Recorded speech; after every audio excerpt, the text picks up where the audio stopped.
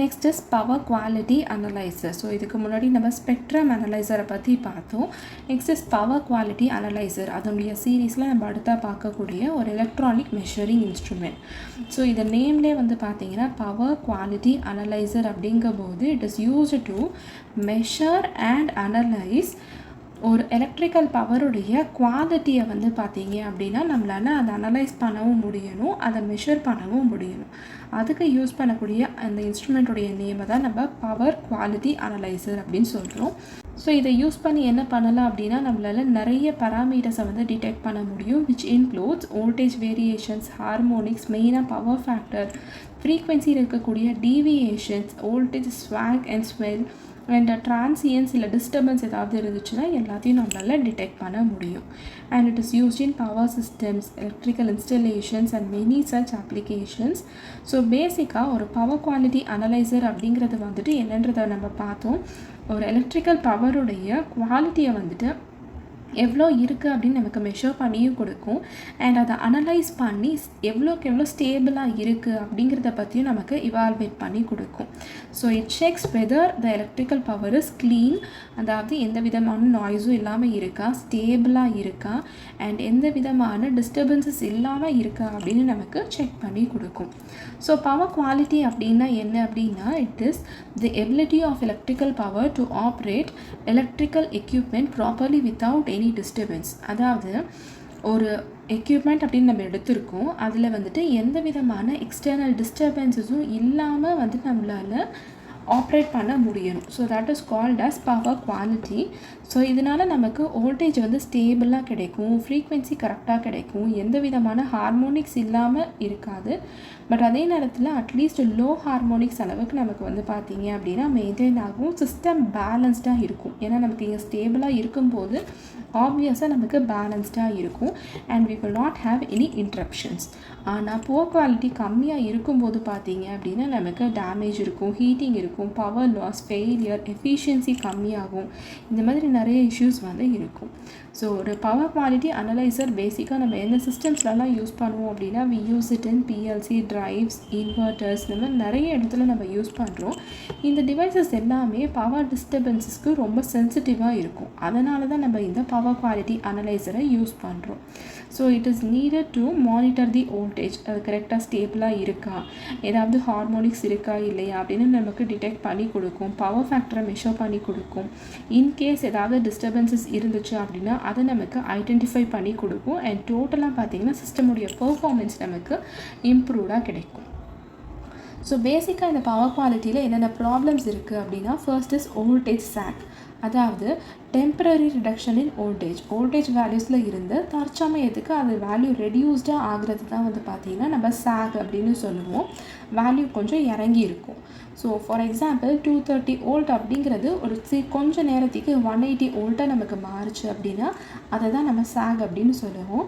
இந்த chalk அகராகிறதுக்கான charges என்ன அப்படின்னா it is because of motor starting and fault ஏதாவது இருந்துச்சுன்னா அதனால் அகராகிறதுக்கு சான்சஸ் இருக்கும். இப்போ சாக் எப்படியோ அதே மாதிரி ஸ்வெல் பார்க்கலாம். ஸ்வெல் அப்படிங்கிறது வந்துட்டு நார்மலாக ஸ்வெல் அப்படின்னா என்ன அர்த்தம், கொஞ்சம் வீங்கி இருக்குதுன்னு அர்த்தம். அதாவது கொஞ்சம் நார்மலாக இருக்கிறத விட பெருசாக இருக்குது, விச் மீன்ஸ் டெம்பரவரியாக அந்த வோல்டேஜோட வேல்யூ நமக்கு கொஞ்சம் இன்க்ரீஸ் ஆகிருக்கும். இப்போ ஃபார் எக்ஸாம்பிள் 230 வோல்ட் அப்படிங்கிறது நார்மல் வோல்டேஜ் அப்படின்னா அதிலிருந்து 260 அப்படின்னு சொல்லி கொஞ்சம் நமக்கு இன்க்ரீஸ் ஆகி இருக்கும், which is because of sudden load removal. So load நம்ம கனெக்ட் பண்ணியிருக்கிறது வந்து பார்த்திங்கன்னா திடீர்னு நம்ம ரிமூவ் பண்ணிட்டோம் அப்படின்னா அதனால் இந்த வோல்டேஜ் டெம்பரரியாக இன்க்ரீஸ் ஆகிறதுக்கு சான்சஸ் இருக்கும். ஸோ இதுதான் சாக் அண்ட் ஸ்வெல் அப்படின்னு நம்ம சொல்லுவோம். Third is because of harmonics அப்படிங்கிறது வந்துட்டு distorted wave form. So distortion இல்லாத வேவ் ஃபார்ம் இந்த மாதிரி இருக்கும், அதுவே ஒரு டிஸ்டார்ஷனோடு இருக்குது அப்படின்னா நமக்கு வேவ் ஃபார்ம் வந்து பார்த்திங்கன்னா இந்த மாதிரி இருக்கும். So these are all the extra distortions. So இந்த டிஸ்டார்ஷன்ஸ் எதனால் அக்கர் ஆகுது அப்படின்னா நம்ம கனெக்ட் பண்ணிக்கக்கூடிய லோடு வந்து லீனியராக இல்லாமல் இருக்குன்னா, for example rectifier, inverter, SMPS இது எல்லாமே வந்துட்டு நம்ம இன்க்ளூட் பண்ணிக்கலாம். Next is transient. திடீர்னு ஒரு ஹை வோல்டேஜ் ஸ்பைக் வந்து நமக்கு இருக்கும் பிகாஸ் ஆஃப் ஸ்விட்சிங் ஆர் லைட்டிங். இந்த ஆக்ஷன்ஸ்னால நமக்கு அக்கர் ஆகும், அதுதான் நம்ம வந்து டிரான்சியன்ட் அப்படின்னு சொல்லுவோம். Next is flicker, which is voltage fluctuation. அதாவது விட்டு விட்டு கிடைக்கிற மாதிரின்னு வச்சுக்கோங்களேன். இப்போ லைட்டே வந்து பார்த்திங்கன்னா சில நேரத்துக்கு விட்டு விட்டுன்ட்டு இருக்கும். ஸோ அந்த கான்செப்டில் நமக்கு வோல்டேஜ் ஃப்ளக்சுவேட் ஆகிறது தான் நம்ம ஃப்ளிக்கர் அப்படின்னு சொல்லுவோம். Which occurs because of arc furnaces and welding machines. இதனால் அக்கர் ஆகிறதுக்கான சான்சஸ் இருக்கும். Next is frequency variation. இப்போ 50 ஹெர்ட்ஸ் கிட்ட இருக்கணும் அப்படின்னா அதுலேருந்து நமக்கு டீவியேட் ஆகும். அதாவது ஜாஸ்தி ஆகலாம் இல்லைன்னா கம்மியாகலாம். which is due to generator or the load side variation. either generator sideல or load sideல இருக்கக்கூடிய ஏதாவது வேரியேஷன்ஸ்னால நமக்கு ஃப்ரீக்வென்சி வந்து வேரி ஆகிறதுக்கான சான்சஸ் இருக்கும். பிகாஸ் சில பேராமீட்டர்ஸ் எல்லாம் பார்த்தீங்க அப்படின்னா ஃப்ரீக்வென்சி டிபெண்ட்டாக இருக்கும். ஸோ அந்த டிபெண்டன்சினால நமக்கு அது வேரி ஆகும்போது we will have frequency variations. Next is parameters measure. So ஒரு பவர் குவாலிட்டி அனலைசரில் என்னென்ன நம்மளால் மெஷர் பண்ண முடியும் அப்படின்னா almost all the parameters like voltage, current, frequency, power and power factor, harmonics, total harmonic distortion, அதுதான் நம்ம டிஹெச்டி அப்படின்னு சொல்லுவோம். And voltage sag and swell என்ன அப்படின்றத பார்த்தோம். டிரான்சியன்ட், அன்பேலன்ஸ், எனர்ஜி, டிமாண்ட், இது எல்லாமே நம்மளால் வந்துட்டு மெஷர் பண்ண முடியும். Next is total harmonic distortion, DHT. இது வந்து ரொம்ப ரொம்ப இம்பார்ட்டண்ட். ஸோ டிஹெச்டி ஃபார்முலா என்ன அப்படிங்கிறத பார்க்கலாம். Which is equal to V2² + V3² + V4². எவ்வளோக்கு எவ்வளோ நமக்கு வோல்டேஜஸ் இருக்கோ அது எல்லாமே வந்துட்டு ஸ்கொயர் பண்ணி எல்லாத்துக்கும் சேர்த்து டோட்டலாக நம்ம ஸ்கொயர் ரூட் எடுக்கிறோம் divided by V1. So V1 அப்படிங்கிறது வந்துட்டு ஃபண்டமெண்டல் வோல்டேஜ். அண்ட் அதுக்கப்புறமா இருக்கக்கூடிய V2, V3 இது எல்லாமே வந்து பார்த்தீங்க அப்படின்னா we call it as harmonics. So இந்த டிஹெச்டி நமக்கு என்ன இண்டிகேட் பண்ணும் அப்படின்னா it indicates the wave form distortion. So எவ்வளோக்கு எவ்வளோ இந்த டிஹெச்டி வேல்யூ கம்மியாக இருக்கோ அவ்வளோக்கு அவ்வளோ பவர் குவாலிட்டி வந்து பெட்டராக இருக்குது அப்படின்னு அர்த்தம். ஸோ பிளாக் டயக்ராமை பொறுத்த வரைக்கும் first input either voltage or current அப்படின்னு எடுத்துக்கலாம். Which is given to signal conditioning unit and அதிலிருந்து ADCக்கு கொடுத்து we give it to a microprocessor, then to memory and then we have the display. So இதில் support பண்ணுறதுக்கு additional blocks என்னென்னலாம் include ஆகிருக்குன்னு பார்த்தீங்கன்னா we have filters, FFT processor, power supply. So ஒவ்வொரு பிளாக்ல என்ன நடக்குது அப்படிங்கிறத பார்க்கலாம். First is input signal. So நம்ம வோல்டேஜ் ஆர் கரண்ட் எதை வேணால் எடுத்துக்கலாம் ஃப்ரம் பவர் சிஸ்டம். ஸோ இதில் நம்ம கனெக்ட் பண்ணுறதுக்கு பார்த்தீங்கன்னா we use voltage probes, current clamps, CT அதாவது கரண்ட் ட்ரான்ஸ்ஃபார்மர், பொட்டென்ஷியல் ட்ரான்ஸ்ஃபார்மர் இதை வந்து நம்ம யூஸ் பண்ணிக்கலாம் for input signal. Next signal conditioning.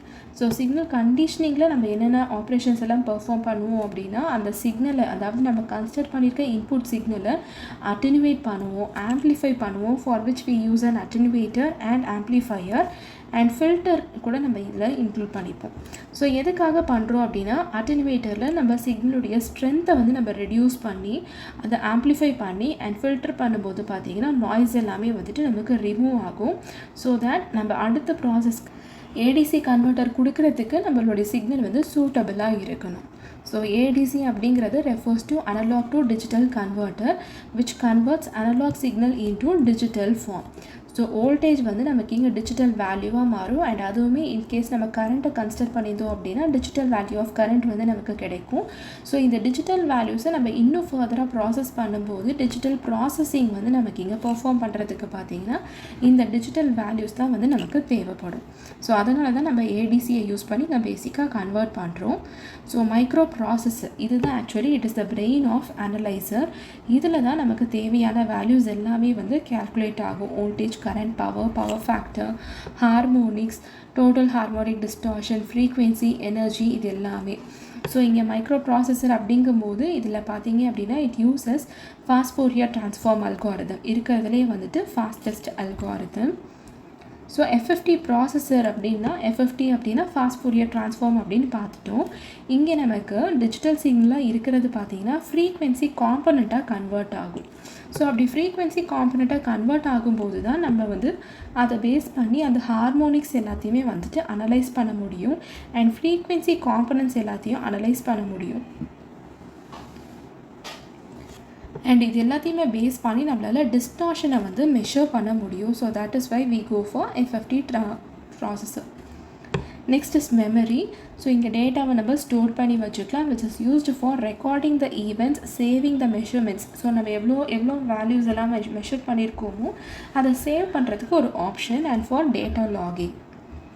Display which is used to show the measured value. நம்ம என்ன வேல்யூ மெஷர் பண்ணுவோமோ அந்த டிஸ்பிளேவை காட்டுறதுக்காக நம்ம இதை யூஸ் பண்ணலாம்.